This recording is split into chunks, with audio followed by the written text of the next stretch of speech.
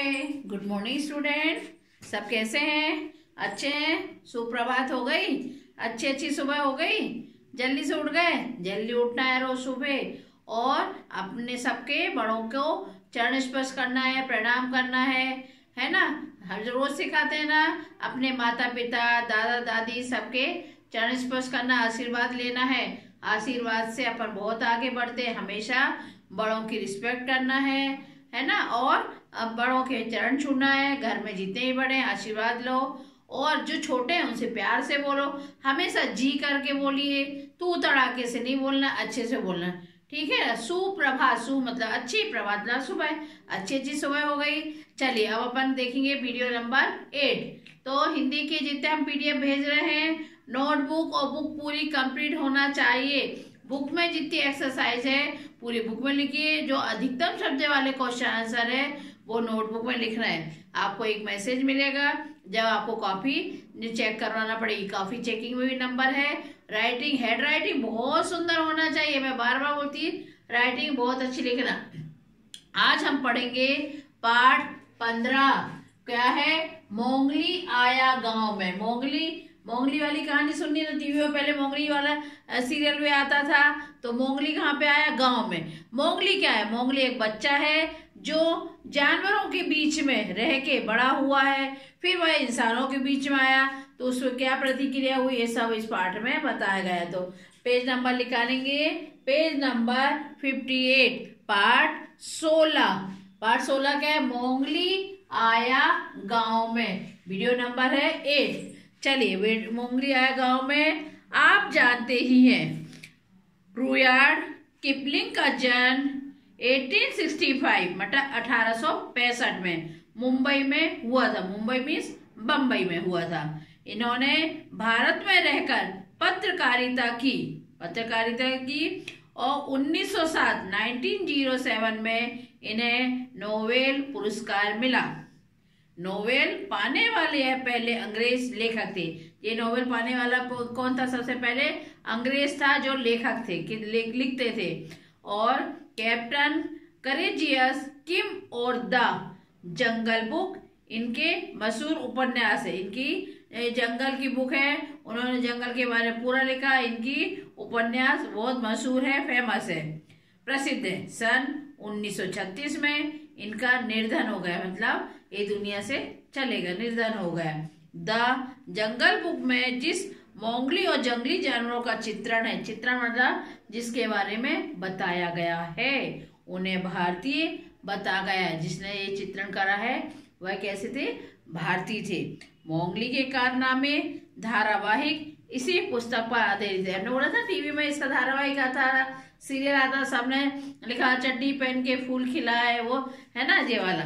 चलिए आप पाठ में प्रवेश, पाठ में अपन जाने से उसके में क्या क्या है अपन बताते हैं। मोंगली को जंगल छोड़कर गांव में रहना पड़ा। उसको फिर क्या, जंगल में जब बड़ा हो गया तो जंगल उसको छोड़ना पड़ा, गांव में रहना पड़ा। मनुष्यों के बीच कैसे रहते हैं अभी तो उसको मालूम नहीं था। इंसानों के बीच में कैसे रहते, वो तो वो जानवरों के बीच में रहता था, वह मोंगली को पता नहीं था। उसका अब जब तक जीवन काल में जानवरों के बीच रहते हुए जो बीता, मनुष्य के बीच रहने पर मोंगली को जिन अनुभवों से गुजरना पड़ा वे उसके बिल्कुल नए और आश्चर्य थे। पहले तो अभी तो वो जानवरों के बीच में रहता था, लेकिन मनुष्यों के बीच में आया तो देखा मनुष्य नहाते हैं, खाना खाते हैं, घूमने से कपड़े पहनते हैं, सब। तो इसको सब चीजें क्या हुई, बिल्कुल नई लगी, नया अंदाज लगा। वो देख के आश्चर्यचकित था, ये क्या हो रहा है, इस तरह से, है ना। तो अब पाठ अपन ने इतना बताया। इसके पहले हमने तो इसका परिचय दिया। इसके परिचय के पहले अपन को क्या करना है? शब्दार्थ देखना। जब शब्दार्थ आपको याद हो जाएंगे, समझ में आएंगे, तो अपन लेसन पढ़ेंगे, ठीक है। चलिए शब्दार्थ पढ़ते हैं। शब्द आपकी बुक में पेज नंबर कौन से में है, पेज नंबर बतला रहे हैं, वहां ध्यान दीजिए। पेज नंबर 62 में शब्दार्थ है। हमने बुक में, हमने बोर्ड पे लिखे, बोर्ड पे से देखिए। देखो, अंदाज, अंदाज मीन्स अनुमान, अंदाज है अनुमान से। जैसे मम्मी लोग सब्जी में नमक डाल देती हैं, है ना, कुछ भी डालती तो सब कहते हैं अंदाज से, एक अनुमान हो जाता है, ठीक है। आप जमाने, जमाने मतलब व्यवस्थित करना, क्लीन अप करना, जहाँ की चीज जहाँ रखना, इसको कहते हैं व्यवस्थित करने और सजाकर रखने। व्यवस्थित करने को, जो चीज जहाँ पे, जैसे आपकी यूनिफॉर्म जहाँ टांगी जाती है वहीं टांगिए, बैग जहाँ रखा जाता है वहां रखो, है ना। इसको व्यवस्थित रखना, हर चीज उसकी प्लेस पर रखना, उसको कहते हैं जमाने। जमाने मतलब एक जो जमाना भी होता है, ऐसा जमाना आ गया, लेकिन ये जमाने हो गया, सब व्यवस्थित रखना। फिर है ताजुब।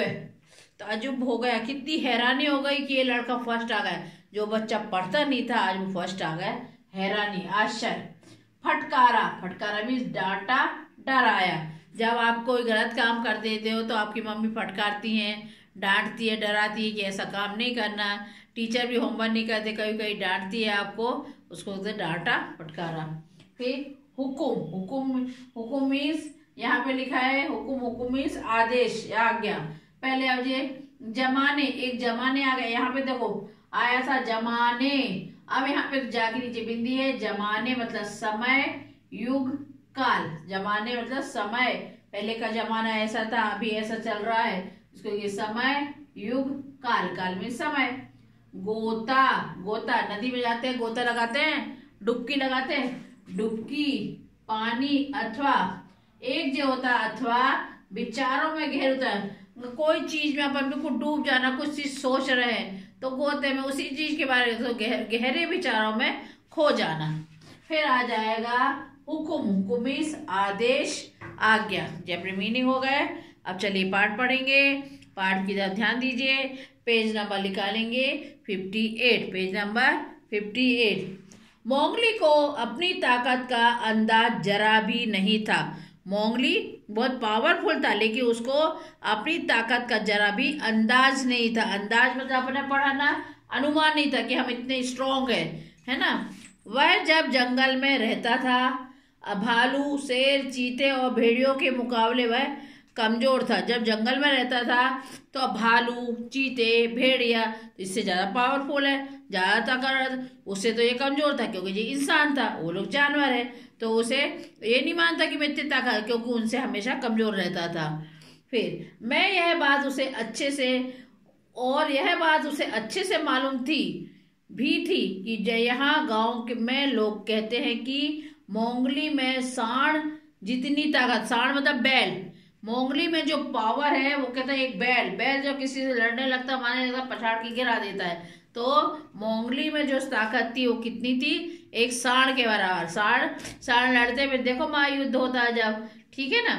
अब बेचारे मोंगली को इस बात का कोई अंदाज नहीं था कि जात पात क्या होती है।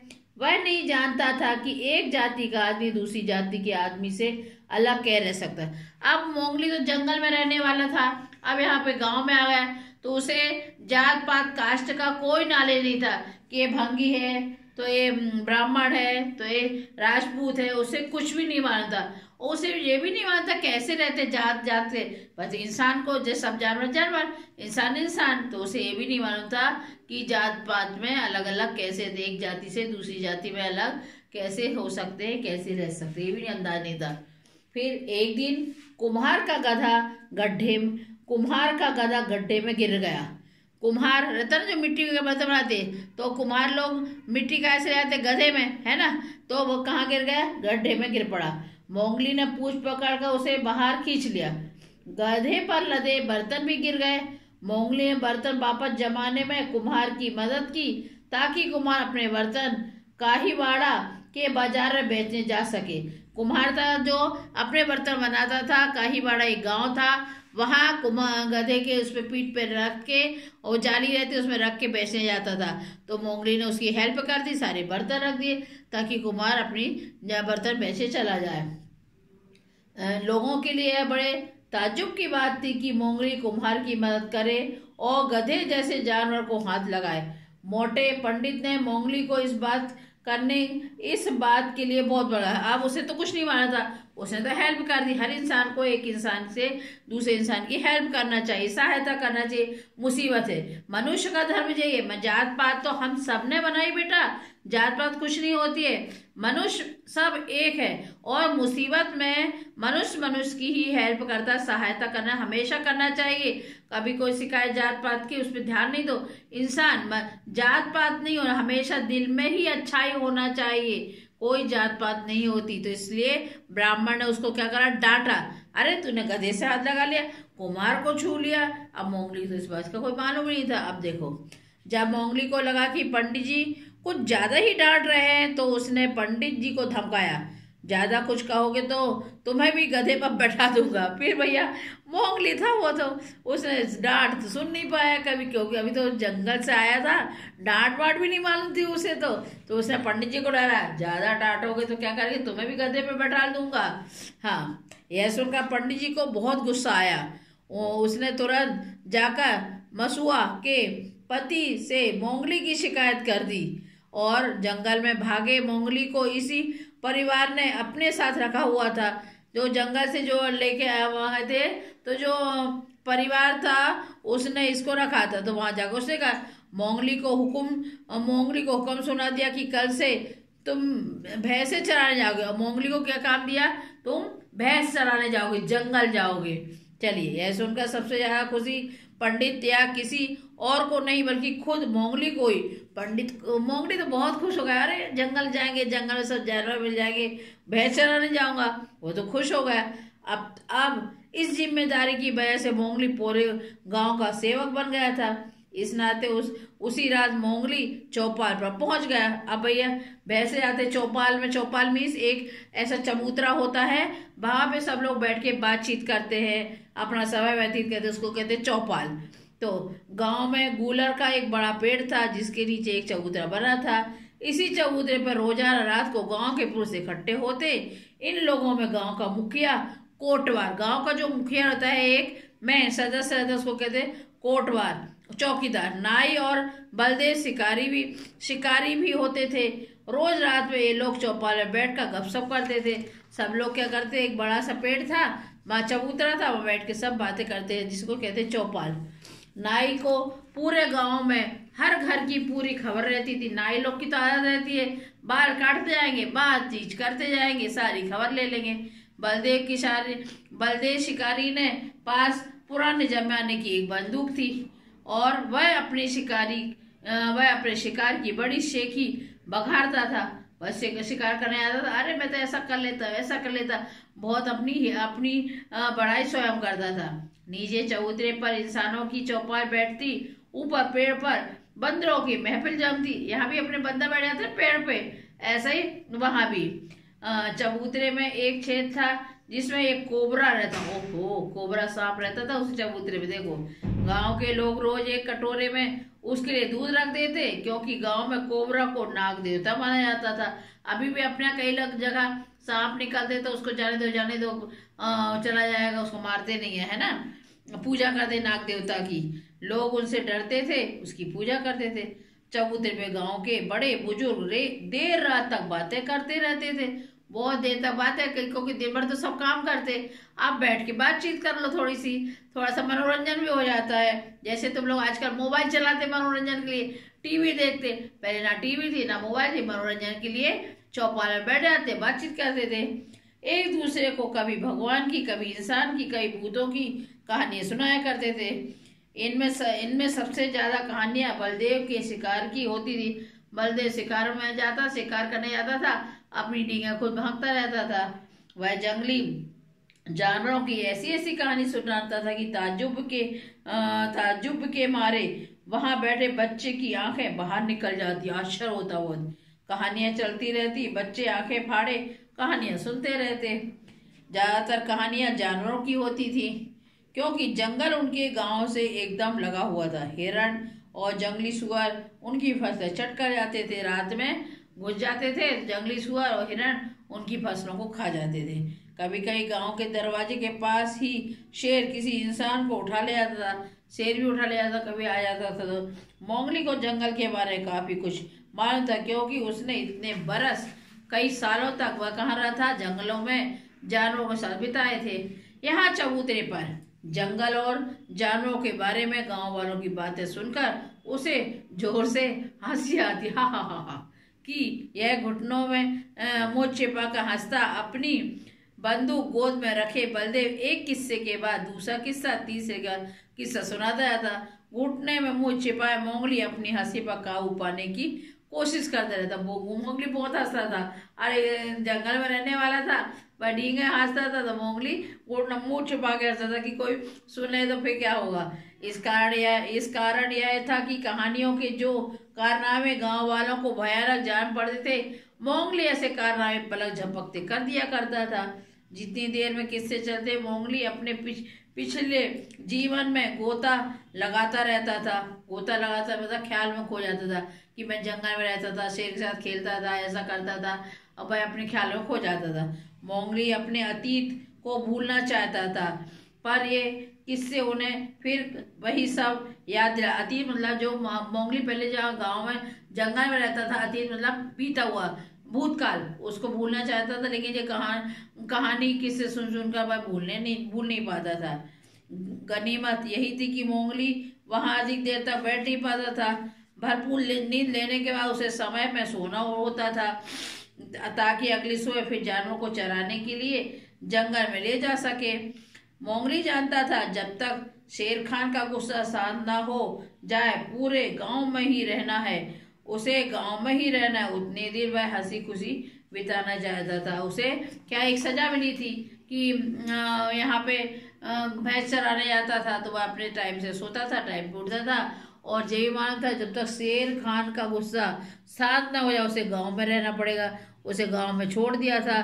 उतने दिन वह हंसी खुशी से बिताना चाहता था। इसलिए आप लोग जहाँ भी रहो, मोंगली जैसे खुश रहो। सारा काम अपना समय से करो। जो काम सौंपा जाए वह अपन को टाइम पे करना है। जैसे मोंगली को भैंस चराने का, तो उसे अपने टाइम से सोता था, टाइम पे जाता। और यहाँ गांव में रहने के लिए भेज दिया शेर खान ने, तो गांव में भी खुश रहता था। जहाँ भी अपन रहें खुश रहें, अपना टाइम पे अपना काम समय पे करें, और समय पे उठना, समय पे सोना। सबसे पहले ये सीखो, समय पे काम करना। पढ़ाई के लिए समय सारणी बनाओ कि आज हमें इतने बजे उठना है, इतने बजे पढ़ना है, इतने बजे नहाना, इतने बजे खाना खाना। जो समय से कार्य करेगा जिंदगी में हमेशा आगे बढ़ेगा। ध्यान रहे, सारे मीनिंग आपको नोटबुक में लिखना है, और पाठ की रीडिंग करना है। पाठ पढ़ना आना चाहिए। जब ऑफलाइन क्लास आ जाएगी आपके, हम पाठ की 4 लाइन आप सबको पढ़वाएंगे। तो अच्छे से पढ़ना बेटा। आप लोग भी छोटे हो, अच्छी राइटिंग अभी से लिखोगे तो बड़े तक अच्छी हो जाएगी। ठीक है, बाय, टेक केयर।